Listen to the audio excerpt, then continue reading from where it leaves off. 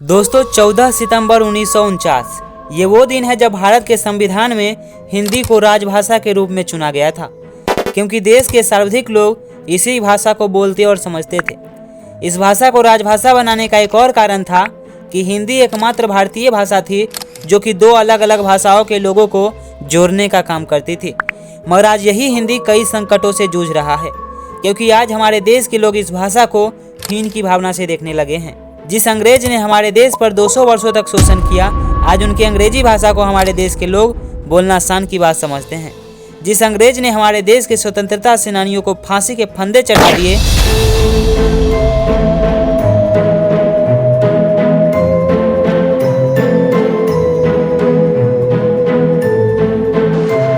जिंदा काट दिए, आज हमारे देश के लोग उनके भाषा को घर घर पहुंचा रहे हैं।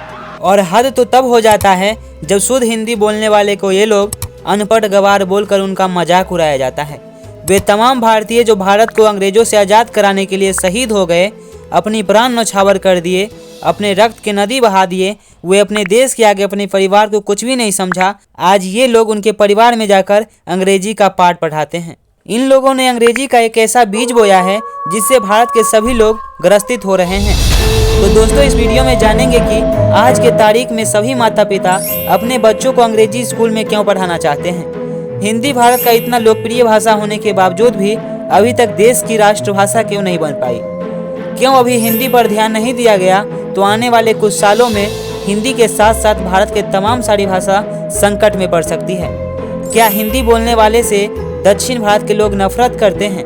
तो आइए इन तमाम सारी बातों को इस वीडियो में जानने का प्रयास करते हैं। दोस्तों, हम सभी जानते हैं कि भारत विविधताओं का देश है। यहाँ कदम कदम पर पानी के साथ साथ भाषा बदलता है। भारत एक राज्यों का संघ है, ये हमारे संविधान में भी लिखा गया है। और इन सभी राज्यों की अपनी एक संस्कृति, परंपरा और संस्कार के साथ साथ भाषा भी है, जिस कारण हम लोग पूरे दुनिया को अनेकता में एकता का संदेश देते हैं। जब हमारा देश गुलाम था तो अंग्रेजों ने फूट डालो और शासन करो के बल पे हम लोगों को 200 वर्षों तक गुलाम रखा और हमारे इस विशाल भारत को खंडित करना चाहा। मगर जब ये बात हमारे देश के लोगों को पता चला तो अंग्रेजों को धूल चटाकर देश से बाहर निकाला। मगर तब तक सोने की चिड़िया कहा जाने वाला भारत बर्बाद हो चुका था। मगर जब फाइनली 15 अगस्त 1947 को देश आज़ाद हुआ तो फिर से एक नए भारत की नींव रखने की तैयारी होने लगी। देश को चलाने के लिए एक संविधान की जरूरत थी। संविधान बनाने के लिए हमारे देश के बड़े बड़े दिग्गज लोग इस कामों में लग गए। संविधान में हर पहलू को एक लंबी बहस से होकर गुजरना पड़ रहा था, ताकि समाज के किसी भी लोगों को ये न लगे कि संविधान में उनकी बातों को सुनी नहीं गई है। लेकिन सबसे विवादित मुद्दा देश की राष्ट्रभाषा को लेकर थी। राष्ट्र को चलाने के लिए एक ऐसी भाषा की जरूरत थी जिसे पूरा देश बोल सके या समझ सके। उस समय भी हिंदी एकमात्र भारतीय भाषा थी जो कि लगभग सभी लोगों को समझ आती थी, यानी भारत की सबसे लोकप्रिय भाषा हिंदी थी।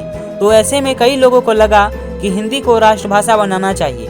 मगर दोस्तों, इधर दक्षिण भारत में रह रहे कुछ लोगों ने इसके विरोध में उतर आए। साथ ही सुनने में ये भी आया था कि भारत को अखंड भारत बनाना है या फिर हिंदी भारत। इस मुद्दे को लेकर जोर शोर से बहस हुई, जिस कारण उस समय हिंदी को राष्ट्रभाषा की दर्जा नहीं मिल पाई, बल्कि हिंदी को राजभाषा चुना गया। साथ ही संविधान में भी लिखा गया कि आगे 15 साल तक यानी 1965 तक सभी राजकाज अंग्रेजी में भी किए जा सकते हैं और इसके बाद अगर सरकार चाहे तो जनता की अनुमति से हिंदी को राष्ट्रभाषा बना सकती है।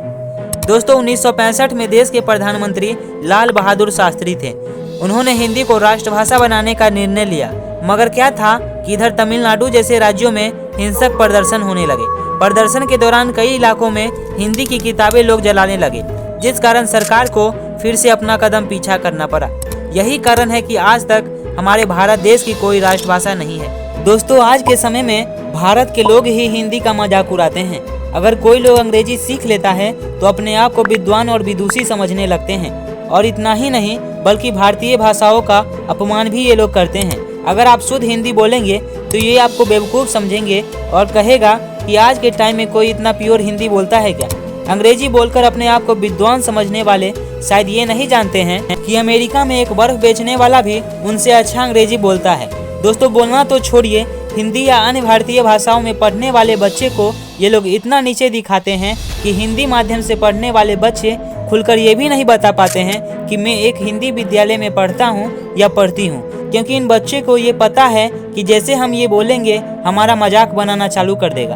और अंग्रेजी विद्यालय में पढ़ाने वाला माता पिता भी कम नहीं है, वो भी हिंदी विद्यालय में पढ़ाने वाले माता पिता से बड़ा ही बनना चाहते हैं। यही कारण है कि आज भारत में जितनी स्कूल नहीं है उससे ज़्यादा अंग्रेजी सिखाने वाले कोचिंग संस्थान है। हम ये नहीं कहते हैं कि ये नहीं होना चाहिए, मगर यहाँ बच्चे को अंग्रेजी सिखाने से ज़्यादा तो ये सिखाया जाता है कि अगर आप अंग्रेजी नहीं सीखोगे तो आपको कोई नौकरी नहीं मिलेगी, आप बेरोजगार रहोगे। यानी इन मासूम बच्चे के दिमाग में कचरा बचपन से ही डाल दिया जाता है। साथ ही आप कई लोगों को समाज में देखे होंगे कि अगर कोई व्यक्ति बड़ा बन जाता है तो अपने आप को बड़ा दिखाने के लिए अंग्रेजी बोलना चालू कर देता है, जिसका परिणाम क्या होता है कि अगर कोई व्यक्ति जो कभी अंग्रेजी सीखा नहीं, बोला नहीं, वो अपने आप को कमज़ोर मानने लगते हैं। अगर उनके मन में कुछ बनने का सपना भी होता है तो वो सपना अधूरा ही रह जाता है, क्योंकि वो समझते हैं कि ये हमारे बस की बात नहीं है। अंग्रेजी में बोलने वाले लोग ही ये बन पाते हैं। तो आप सभी लोगों से हम यही कहना चाहेंगे कि अगर आप कभी बड़े बन जाते हैं तो आप अपनी भाषा में ही बोलने का कोशिश कीजिए, ताकि वो तमाम बच्चे अपने करीबी का एहसास करेगा और वो आपके जैसा ही बनने का प्रयास करेगा। दोस्तों, कई लोग तो पढ़ाई का मतलब अंग्रेजी ही समझते हैं। अगर आपको अंग्रेजी आ रहा है तो लोग आपको पढ़े लिखे समझेंगे, नहीं तो अनपढ़। हम तो अपने समाज में कई ऐसे लोगों को देखे हैं जो अगर बच्चे से कुछ पूछने के लिए जाते हैं कि वो किस क्लास में पढ़ता है, तो समझिए बच्चा अगर बोला तीसरी क्लास में, तो 100% श्योर है कि वो बच्चा से एक ही प्रश्न पूछेगा कि 3 का स्पेलिंग बताओ। जबकि असलियत तो ये है कि इसके अलावा उसे कोई प्रश्न ही नहीं पता है कि तीसरी के बच्चे से कौन से प्रश्न पूछने चाहिए। एक सवाल जो कि हम लोगों को जानना अति आवश्यक है कि क्या दक्षिण भारत के लोग हिंदी बोलने वाले से नफरत करते हैं?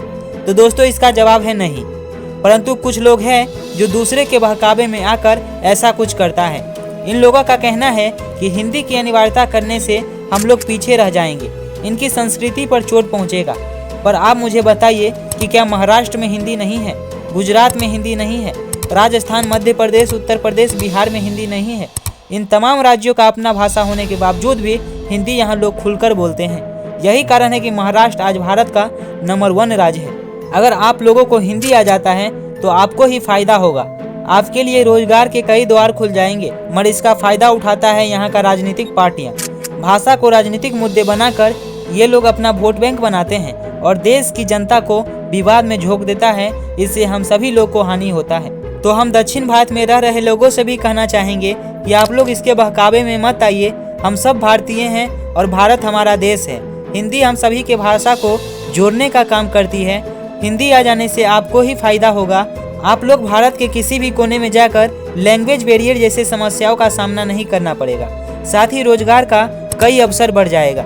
जिस प्रकार हम भारतीय ने दुनिया को अनेकता में एकता का पाठ पढ़ाया है, उसी प्रकार आगे भी पढ़ाते रहेंगे। और लोगों को कहना पड़ेगा कि भारत एक ऐसा देश है जहां कदम कदम पर भाषा पानी बदलता है।